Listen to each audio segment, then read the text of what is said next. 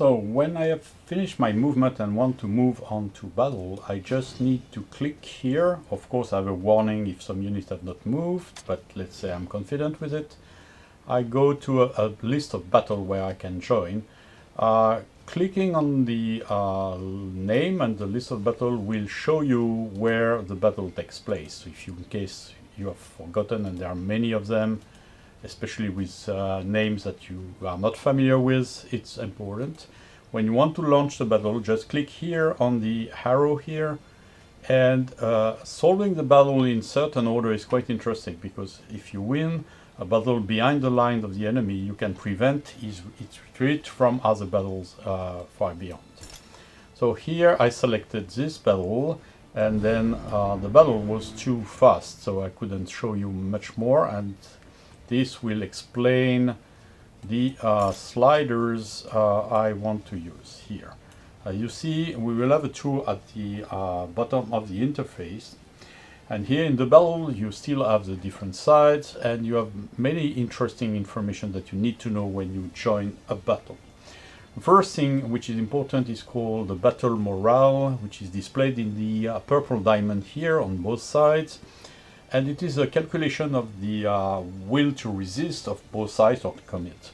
And this battle morale is based on an average of all the combat units, and something that is called battle fatigue, which is the number of rounds that have occurred so far, or incidents that have occurred, like air bombardment, artillery bombardment, that is reducing the value of your morale. When the morale, the battle morale reaches 0 or less, there is a chance that you decide it's over and retreat or rout, and then in that case, in case of rout, there is a pursuit, and the battle is over, and the other side was a better morale than you has won. So battles are won sometimes not by eliminating completely the enemy, but just forcing him to retreat. At the bottom of the UI, you see the phase you are in. So here we are in air support, so you can decide to bombard, but we'll go into details more explicitly in the land battle that follows. You can change the speed of animations here. So when I have at maximum that there is no animation and no speed, so it's basically locked, which also allows me to go into details and check who is present in the battle. And when I am used to it, or it's a small battle, I can just move the sliders to the left, and then it will be very fast. At the bottom is an indicator of the chance of success of both sides. Obviously here the poor local defense won't do more against the air support, so they will be destroyed, so that's a bit logical, the 96% of success on the communist side.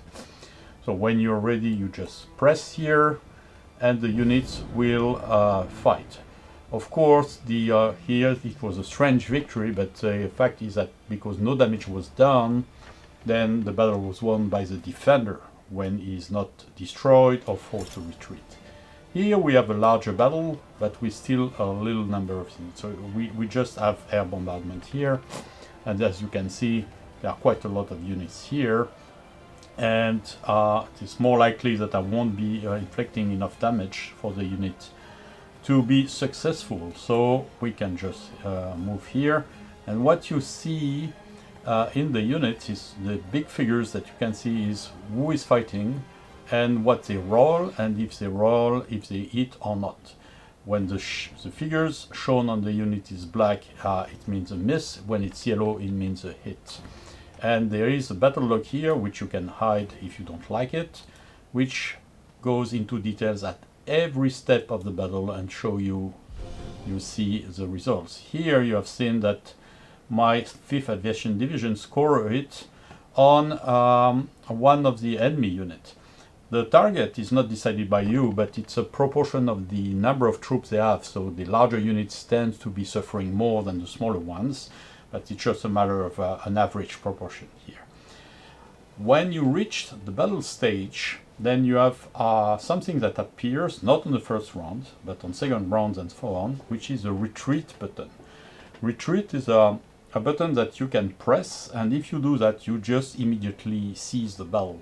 If you don't, the battle will last until 2 extra rounds are conducted after the start of the battle, which we just saw.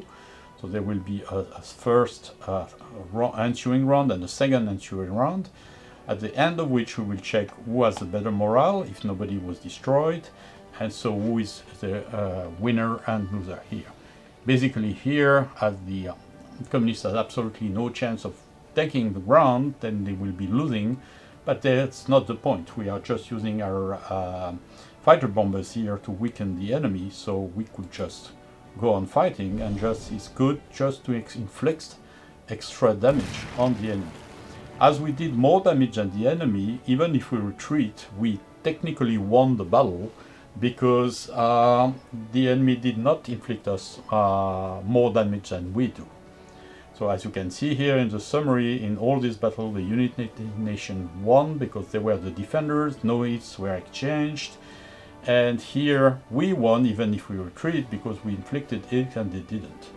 If you don't remember what happened, you can still click here and you have a summary that shows who was there, and here you have a summary of how many units were eliminated, how many hits were inflicted, etc., and in details which of the units were hit, because if you put the sliders in the battle fast, then it will be hard to remember. So the summaries are kind of interesting things to have.